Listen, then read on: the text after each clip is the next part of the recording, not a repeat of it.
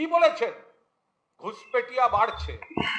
ঘুষপেটিয়া কি করে বাড়তে পারে?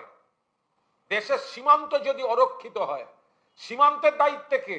বিএসএফ। কোন দপ্তর? স্বরাষ্ট্র দপ্তর। মন্ত্রীকে? অমিত শাহ। বাংলা সীমান্ত নিয়ে যদি দুজন ঢোকে, দুজন, ত্রিপুরা সীমান্ত দিয়ে 20 জন ঢুকছে, কয়েকদিন আগে ধরা পড়েছে রোহিঙ্গা সহ। ডবল ইঞ্জিন সরকার। আমি কুণালদার সাথে একমত হতে পারতাম, আমিও একসাথে আজকে এখান থেকে বলতাম যে অমিত শাহ মহাশয় পদত্যাগ চাই, যদি পশ্চিমবঙ্গ সরকার ফেন্সিং এর জন্য ল্যান্ড দিয়ে দিত। একদম কুণাল ঘোষ ঠিক বলেছেন যে অন্য রাজ্য থেকে অনুপ্রবেশ হচ্ছে। উনি বললেন না ত্রিপুরা থেকে 20 জন রোহিঙ্গা ঢুকতে গিয়ে ধরা পড়ে গেছে। ফ্যাক্ট হচ্ছে অন্য রাজ্য থেকে যখন অনুপ্রবেশ হচ্ছে তারা ধরা পড়ছে, পশ্চিমবঙ্গে যখন অনুপ্রবেশ হচ্ছে তখন দেখা যাচ্ছে পশ্চিমবঙ্গের অনুপ্রবেশ থেকে তারা ভোটার কার্ড পাচ্ছে, তারা আধার কার্ড পাচ্ছে, তারা 100 দিনের কাজ পাচ্ছে। হ্যালো বন্ধুরা, কুণাল বলছেন বাংলাদেশ থেকে যে রোহিঙ্গা মুসলিমরা ভারতবর্ষে আসতেছে তো তাদের জিম্মেদারি অমিত শাহ। হ্যাঁ, এটা ঠিক, এটা আমরা মানি, সবাই জানে। কিন্তু এটাও তো দায়িত্ব, রাজ্যের মধ্যে যদি কোনো রোহিঙ্গা মুসলিম বা বাংলাদেশি এসে থাকে তাদেরকে ধরার দায়িত্ব রাজ্য সরকারের। আচ্ছা, আপনারা যদি এটা বলে থাকেন যে বাংলাদেশ থেকে যারা যারা রোহিঙ্গা মুসলিম আসছেন আমাদের ভারতবর্ষে, তো তার দায়িত্ব অমিত শাহের, তাহলে বেড়া দেওয়ার জন্য জমি দিচ্ছেন না কেন? সরকার, রাজ্য সরকার যদি চাইতো, বা আপনারা যে হিসেবে কেন্দ্র সরকারকে দায়ী সাব্যস্ত করছেন, তাহলে জমি দিচ্ছেন না কেন? এ নিয়ে অমিত শাহজি একটা বক্তব্য রেখেছেন পার্লামেন্টে, আমি তোমাদেরকে শোনাবো। উনি পার্লামেন্টে দাঁড়িয়ে কি বলেছিলেন? 4000 কত কিলোমিটার জন্য বাকি আছে, বেড়া দেওয়া এখনো হয়নি। কেন্দ্র সরকার চাইছে যে বেড়া দেওয়ার জন্য আমাদেরকে জমি দেওয়া হোক, কিন্তু মমতা ব্যানার্জি সেটা শুনছেন না, জমি দিচ্ছেন না। আজকে যদি জমি দেওয়া হতো তাহলে হয়তো বেড়া দেওয়া শেষ হয়ে যেত। বেড়া দেওয়ার পর যদি কেউ বলতো, টিএমসির বা আমাদের রাজ্য সরকারের তরফ থেকে কেউ যদি বলতো যে এতগুলো লোক কিভাবে আসতেছে, তার জন্য জিম্মেদারি অমিত শাহজি, তাহলে সেটা মেনে নেওয়া যেত। কিন্তু যেহেতু অনেকটা জায়গা জুড়ে এখনো বেড়া দেওয়া হয়নি, খোলামেলা জায়গা আছে, তো তার জন্য জিম্মেদারি কে নেবে?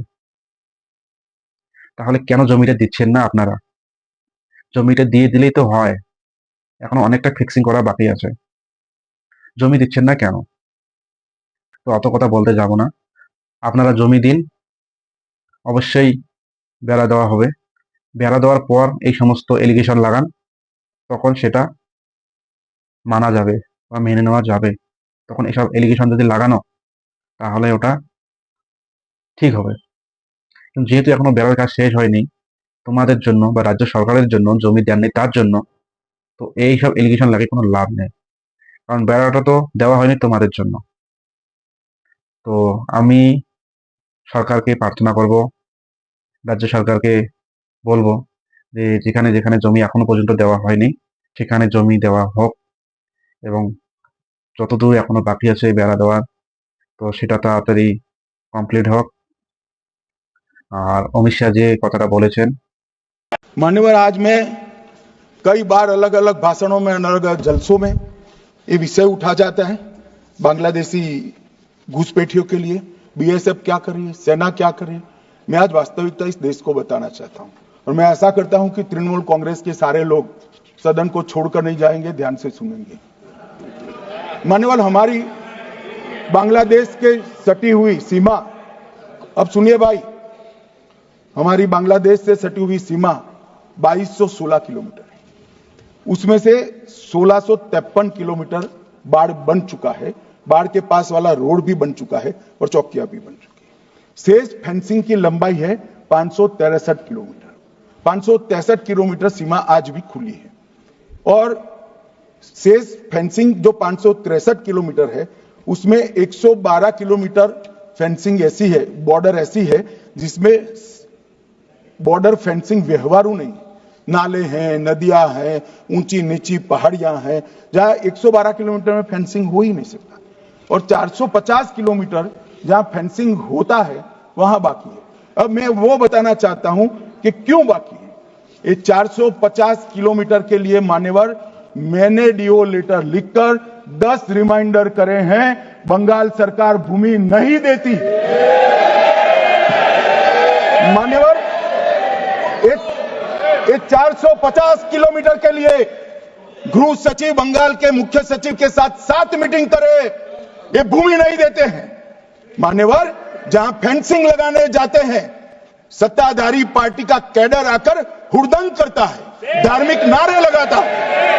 और मान्यवर, मैं कहना चाहता हूं कि ये 450 किलोमीटर फेंसिंग रुकी है तो केवल और केवल बंगाल सरकार की दया की दृष्टि घुसपैठियों के पर जो है, इसके कारण। और मान्यवर, इससे आगे ये 450 किलोमीटर शायद ये भाषण सुनकर ममता जी भूमि दे भी दे तो हम खत्म कर देंगे, फिर भी 112 किलोमीटर खुली सीमा रहती है। मान्यवर, जब आप 2000 किलोमीटर बाढ़ बना देते हो और 112 किलोमीटर नहीं बनाते हो तो कई बार तो ये 2000 किलोमीटर के कोई मायने नहीं। आदमी को घुसने के लिए कितनी जगह चाहिए? तो 112 किलोमीटर जो नदी है, नाले हैं, एक कठिन भौगोलिक परिस्थिति है, वहां से लोग आते हैं। ये सवाल हमें करते हैं, अभी भी किया कि रोहिंग्या दिल्ली तक आ गए, आपके नाक के नीचे आया। मान्यवर, ये बांग्लादेशी घुसपैठिए हो या रोहिंग्याज हो जो घुस कर आते हैं, पहले असम से भी आते थे जब कांग्रेस की सरकार, अब बंगाल से आते हैं टीएमसी की सरकार, घुस कर आते हैं। इनको आधार कार्ड दादा कौन देता है? नागरिक कहां के बने हैं? कहां के बने हैं? जितने बांग्लादेश से पकड़े गए 24 परगना जिले का आधार कार्ड और नागरिकता है। मान्यवर, और ये जो आप आधार कार्ड इश्यू करते हो, वो आधार कार्ड लेकर, वो वोटर कार्ड लेकर ये दिल्ली तक आते हैं। आप उनको आधार कार्ड इश्यू न करो, आदमी क्या परिंदा भी पैर नहीं मार पाएगा। और दादा, ये सब चीजें भी लंबे समय चलनी नहीं है। 26 में चुनाव है, बंगाल में कमल खिलेगा और पूरा बंद होगा। कि देश का सुरक्षा का प्रश्न है, तू मैं नहीं करना चाहिएगा। आज मौका भी है, दस्तूर भी है। इन्होंने सवाल उठाया, मैं बिल भी ये लेकर आया हूं, इसलिए मैंने देश की जनता को सत्य बताया है। ये 450 किलोमीटर जो आपकी कृपा से खुली रही है, वहीं से घुसपैठ है, वहीं नागरिक बनते हैं, वहीं आधार कार्ड बनाया जाता है और देश भर में फैल जाता है। অমিত শাহজির কাছে প্রার্থনা থাকবে যত তাড়াতাড়ি সম্ভব বাংলাদেশে যে বর্ডার এরিয়াটা আছে খুব তাড়াতাড়ির মধ্যে বেড়া দেওয়ার কাজ শেষ হোক। কারণ বাংলাদেশের সাথে এখন আর আমাদের আগের মতো সম্পর্ক নেই। আগে যেমন পাকিস্তান ছিল, এখনো সেই রকম পাকিস্তান হয়ে গেছে। এখন যেমন পাকিস্তানের সাথে আমাদের সম্পর্ক, ঠিক বাংলাদেশের সাথেও সেই রকমের সম্পর্ক হতে চলেছে বা অলরেডি হয়ে গেছে। যেমন পাকিস্তানের সাথে আমাদের সিকিউরিটি থাকে, এখন বাংলাদেশের সাথেও আমাদের সিকিউরিটি ঠিক করতে হবে। তো একটা কথাই বলবো, রাজ্য সরকার আর কেন্দ্র সরকার মিলেমিশে কাজ করুক।